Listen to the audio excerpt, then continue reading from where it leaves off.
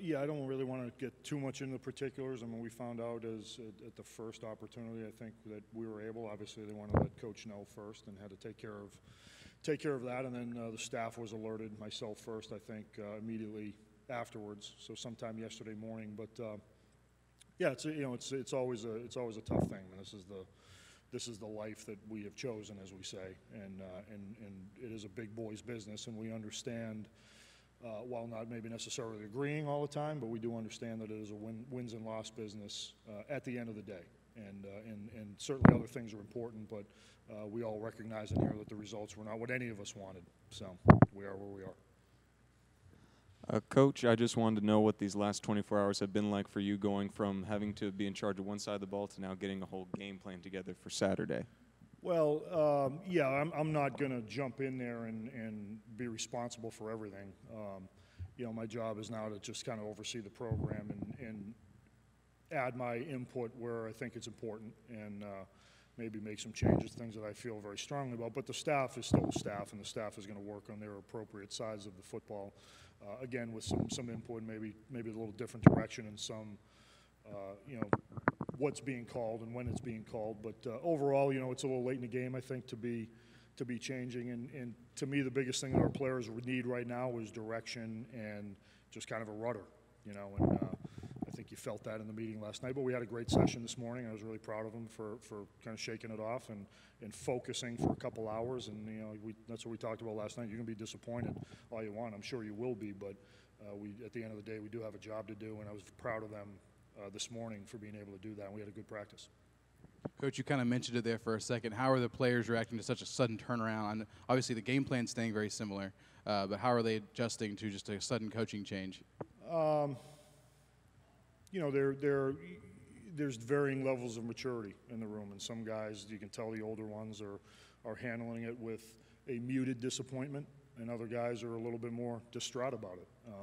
And that's okay. And what we try to do is use it as a teachable moment that it's okay to be disappointed, it's okay to be very frustrated and to vent, but to do it in an adult, agreeable manner.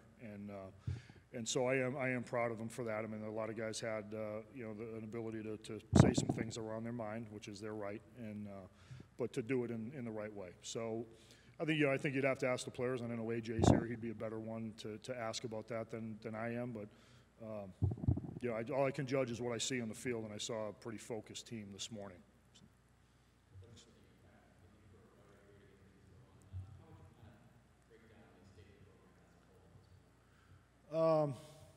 Yeah, I think we're close. I really do. I don't feel like we're a million miles away as far as, and I think the results bear that out. They're not what any of us would have wanted, but you know, I've been through this a couple times, and I had said all along that I'm the beneficiary of coming in kind of on the back end of a lot of dirty work that was done the first couple years.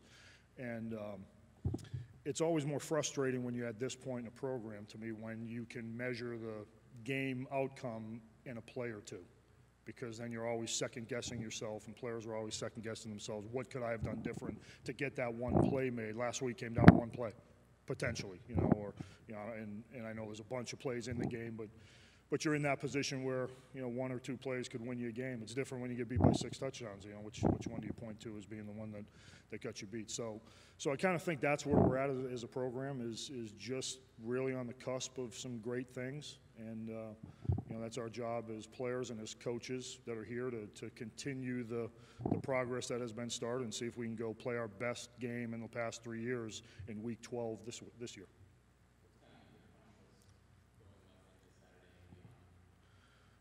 As far as me personally, or for this team, you know, we just want to go play good football. We want to go play complementary football, series to series, and finally put a team game together. You know, to have a good special teams, defense, offensive football game. And you know, to me, what we talked about with the team this morning, it's about developing some confidence and finding little wins within the game and trying to get our guys to understand what that means and just to be a little bit more consistent in all phases. But you know, just really want to go play well, and we really feel like we're as good as anybody in the conference physically. Don't feel like there was any game this year that we physically got punished. You know, we've made some mistakes at inopportune times, but we just need to eliminate that and go play better.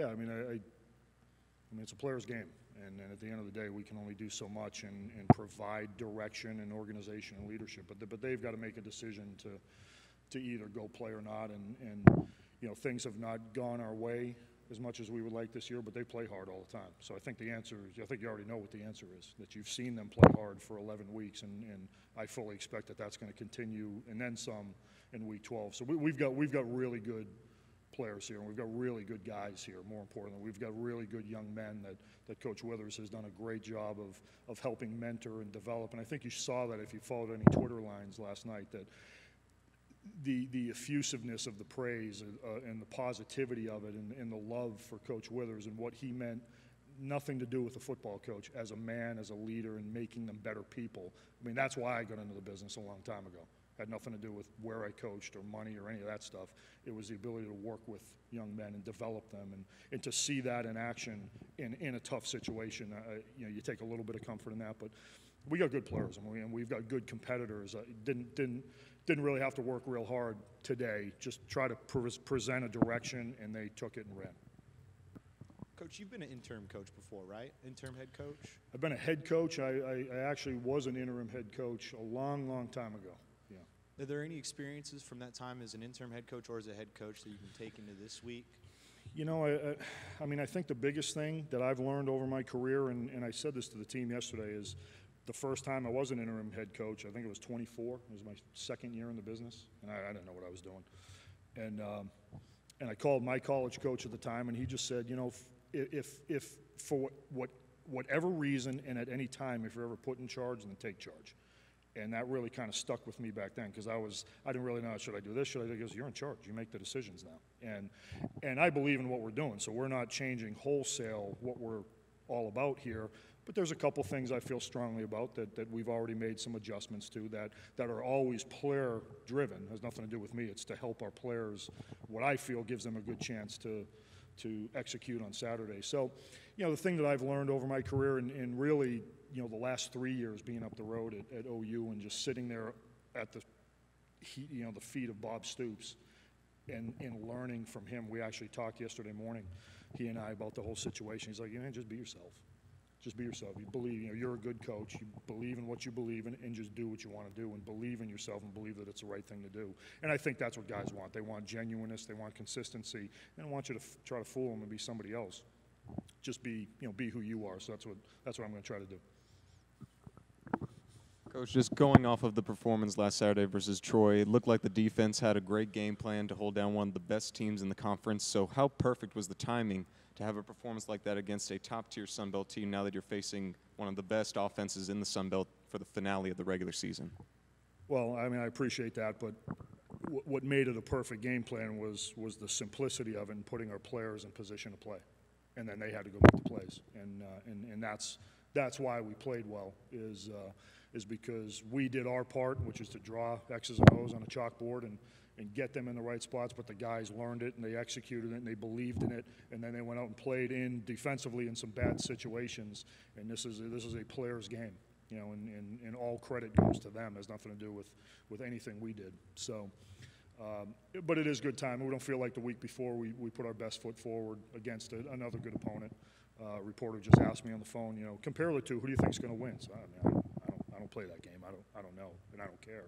I don't feel like we gauged Appalachian State very well from our performance. I feel like I've got a pretty good gauge on what Troy is and was. So, again, I don't care what happens in that game this week. But, yeah, it's good. You know, to win championships in November, I mean, you have to play your best in November. And I think when I was a younger head coach, to kind of speak to your point, you know, I was gung-ho all the time, and let's wear them out early in the season, and we were on fumes by the end of the year. And that's one of the things we're going to try to, in a short period of time, that I believe in. You know, late in the season, you have to get them fresh. I mean, it's the team that plays best in November. There are no secrets anymore. Our scheme's out there. Their whole scheme's out there. They've seen everything that we can do.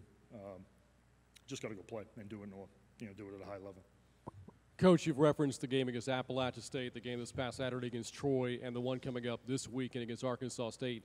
These three teams have combined for 8 conference titles over the past 7 years, to include shared championships. How tough is the top part of the Sun Belt Conference from a competitive standpoint? How good is this league? It's really good. You know, it's really good. It's challenging. It's a very diverse league. I know I can just speak at this point on the offenses that we faced. I mean, we faced a triple option. We faced an air raid team. We faced some more traditional spread personnel teams, which is good. That's the fun part of it. You know, to me, that's the fun part of the strategic piece of the game of trying to match up against these things. But there's a lot of really good players in this league that I found. You know, a lot of really good players. So it's a good league, you know, and I enjoy the piece of having to play to try to be at your best late in the season. And that's how you figure out where you are as a coach and as a program if you've prepared your players well. And you know, I think last week we showed that we can go out there and play with anybody. That's a team that has a great chance to, is a bowl eligible team and a great chance to win a conference. And you know, we keep them out of the end zone in bad situations. So we know we can play them. We know we can play with guys. We just got to get everybody to pull in the right direction. Coach, with it being senior night and the last time some of these guys will ever put on that helmet and the jersey for the Tech State Bobcats, what can you tell us, what can you say about these guys coming and playing their last game? Again, you know, you're going to talk to one of them here, and he's going to be a much better, probably, resource for you on that. I mean, I just got here 8 months ago. I'm not trying to minimize that part of it, but these guys have done an unbelievable job of staying the course. There's not a lot of them left, from what I understand, from that first class of what should be here. But you know, it's hard. I mean, I played in a kind of a similar situation, the college team I was at, and it's hard when you're not being very competitive, and then you kind of get competitive, but you can't quite get over the hump. It's hard to keep the faith and to just go out, and it's really heroic when you can go out there and just lace them up every day and just keep playing it out there, you know, in the midst of negativity and criticism and those things, to just keep throwing it out there. And I really respect these guys for doing that, and will be very proud in my own small piece to be able to send them off from Texas State.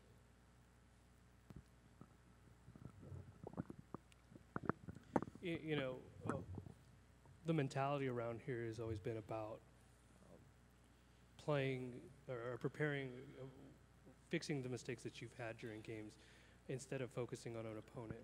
How important is it to have that established mindset, you know, going into a week like this where there's a lot of outside noise?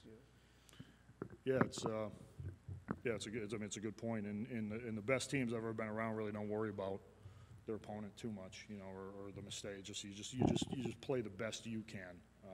And obviously there's some scouting things that go into it in football that are a little unusual, I think, unique to football as to some other sports.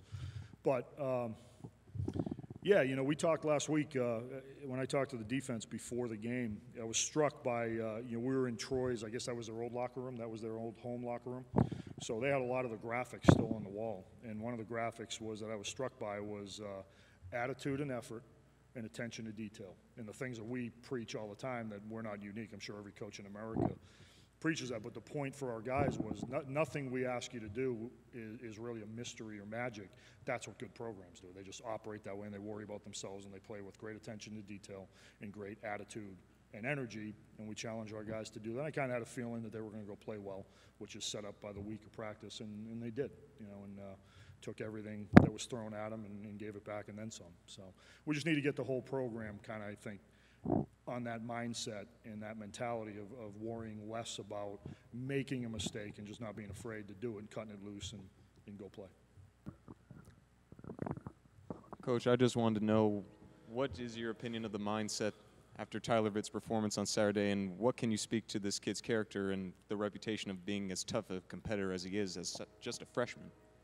Yeah, you know, Tyler, I mean, you know, some days you're the windshield and some days you're the bug.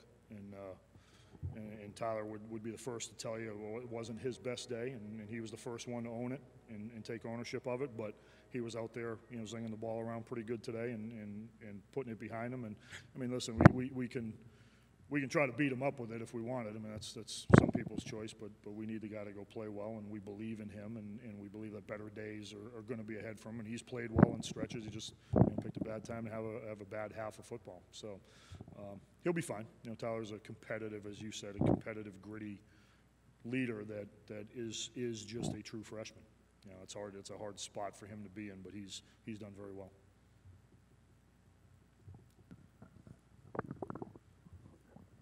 Coach, have you gotten a chance to look at Arkansas State yet? What can you tell us about the Red Wolves? Oh, sure. I mean, they're another talented team. They got a lot of very talented playmakers. I know on the offensive side of the ball, we've seen them a lot on defense as part of the breakdowns through the year. I may actually be a little more familiar with their defense at this point than their offense, just from having seen them as breaking down some opponent offenses to this point. They're a very talented team. They're a very, very talented team. They're always good up front on the defensive line. I know that, and they have a couple guys that are pretty good, that can cause some havoc for you, and they challenge you on the outside on the defense. They're not overly flashy, but they just go play, and they try to play hard and well. And offensively, they've got really tall receivers. They've got some big skill that they'll challenge you on the outside part of the field with jump ball type of situations. And I'm pleased with our guys. I think that's probably the biggest jump we've made as a team, as a defense right now, is our guys in the back end are really playing well. They were a little inconsistent earlier in the year, but that's how it goes when you got young guys, and we're playing our best ball in November, which is what you want to do. So those guys are playing with confidence, and I kind of think the game's going to come down to that, is how well our DBs continue their improvement and match up against their pass game, because the quarterback, I believe, was at OU. I think he was there before I was there and transferred out, but really talented guy. He's a gunslinger now. He'll zing it around pretty good. But they're one of the top teams in the conference for a reason. They got a lot of good players, and it'll be a challenge that we're really excited about. You've talked about how the players reacted, about how they felt about their head coach, but what would you say the biggest thing you've learned from Everett Withers as a coach? There's a lot. I wasn't with him for a long time, but I learned a lot of things from him. And the one thing about coaching is I've been around a lot of coaches and a lot of really good coaches, guys that are coaching at a high level, and everybody's got their own style, And the thing that I appreciated about and continue to appreciate about Coach Withers is he was a tough man. He was a tough man. He was a fair man, but he was consistent. And I think that's what players crave more than anything, is to be yourself, but be consistent. And they may not like it, but if they know exactly where the line is and how it's going to be every day, which there was never any question with Coach what the standards were and what was expected of you. I kind of go back to my experience. I played for a guy, he'd be mad at us after a game, and we'd go have a full padded practice on Sunday when we got off. When we got off playing. Then the next week we'd play poorly, and we'd have an ice cream social on Sunday. And you never knew what you were getting, and that kind of caused a lot of angst and anxiety with players, and that's not what it's about. So the thing that I learned probably more than anything from Coach is his attention to the off the field piece with these guys, and that shows, and probably what AJ will tell you, and I know what some of the statements in the room were last night and some of the things that showed up on social media, the appreciation for what he meant to a lot of players that you guys will never know about, and I'm not going to get into, that he did behind the scenes for an awful lot of guys on this football team that made them better men and better members of society, which is much more important than anything we do out there. And I know I appreciate that about him, and I know our guys do too.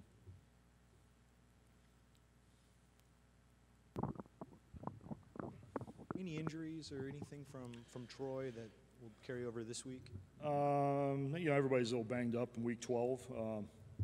Nothing significant. There's probably the only guy maybe is Javen Banks that he's probably 50-50 right now. He rolled his ankle. After a good play, it kind of hurt us when he went out. He's a good playmaker for us, but his status is a little bit uncertain. But everybody else, we are fully expecting to be as close to. Nobody's at full strength. Nobody's 100% right now, but our guys are committed to going out there and sending our seniors off well. So I know they're going to work hard to get back, and I don't really anticipate many guys being out, if any.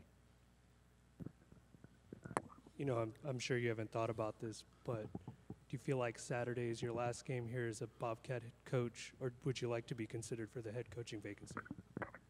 Wow, what a loaded question. I do this for a living. I chose to make this my living, and I have to take care of my family the right way. But I love it here. Wouldn't have come here if I left a pretty good place. I wouldn't have come here if I didn't believe it, and that's I appreciate Coach Withers giving me an opportunity to come when he didn't have to. He didn't know me at all, and he took you know, he took a swing at it and believed in me, and I really appreciate that, and hopefully I've repaid that to him in the program. But honestly, you know, I kind of, it's just the way I was brought up. I feel like every day is a job interview, and I feel like you got to earn your job every day, you know. So Saturday will really be no different for me because they're all kind of the same, and I don't know if it's insecurity or how my dad raised me or anything, but it's just I feel like every day you need to go prove yourself, and you know, if they, and the saying JJ would tell you that we have on defense is, you know, if a guy hires you for $5 worth of work, you make sure you give him $7 worth in return, and that's just kind of how I've always tried to live my life.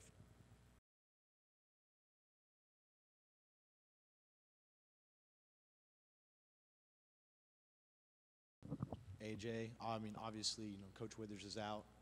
That's what we're kind of all talking about right now. How did you find out, and how does it affected the team?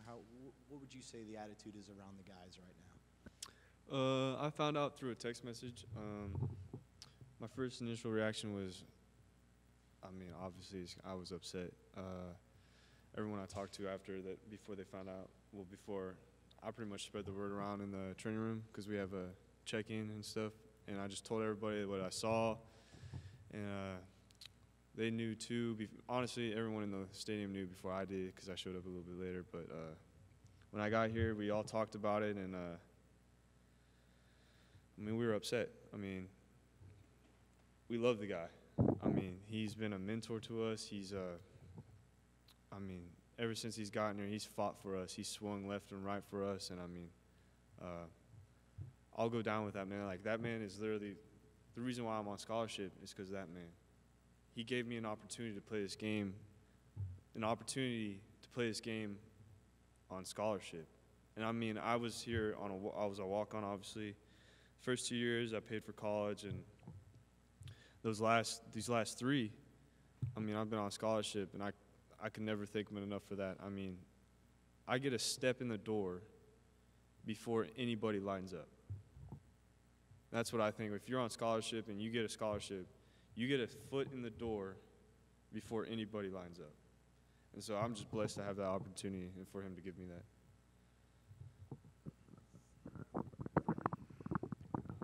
Obviously, the season didn't go the way you guys would have liked, but on Twitter you see many of the players send out their support for Coach Withers. What kind of effect has he had, like, outside of the football field? Because I keep hearing about how he made some of the players, better men. Like, how would you describe how he did that? Coach Withers is a great football coach, but he's a better mentor.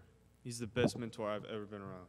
He created, I mean, when I got here, we had these young men come in, correct? Like, they come in and they don't know what life is. I mean, they're either babied or they don't have much, and he comes and he shows them the way that what it should be done and how you should live your life. I mean, I've seen kids change. Young kids come in, the freshmen come in, and they change. They become young men. I mean, I've seen kids grow up, and it's amazing to see that someone to have an effect on somebody like that and see the process of them actually growing up. And because when these kids come in, they don't know. They're young. They don't know what's really what is life, how hard life is going to be.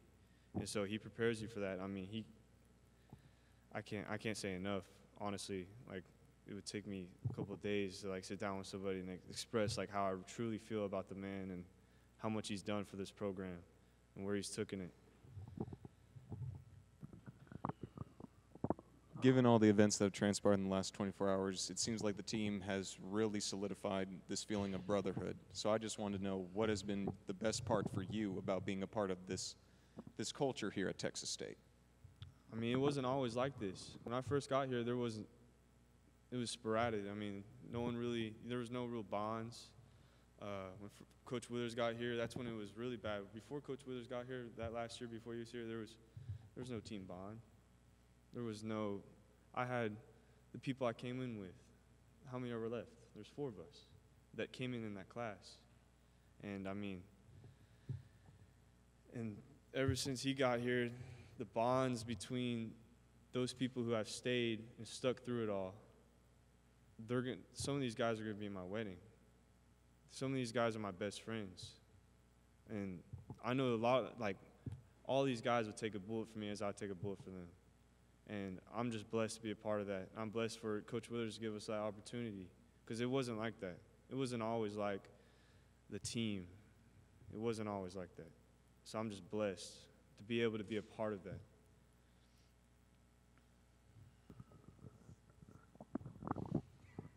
You know, Coach Woods has taken over. Obviously, you had a season with him as a defensive coordinator.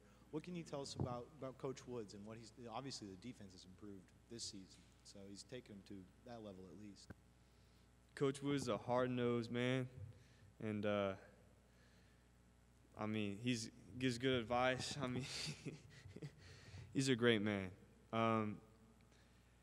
Every week he gives us like a little talk in the game, and those talks really translate not just to football but to life. And once again, to have that opportunity for a grown man to come and talk to you, and he talks to us about leadership, talks to us about life, talks to us about wife and kids. I mean, it talks to us all. It's not just about football. It's much more than outside those lines, you know. And I mean, he's a great football coach too. Don't get me wrong.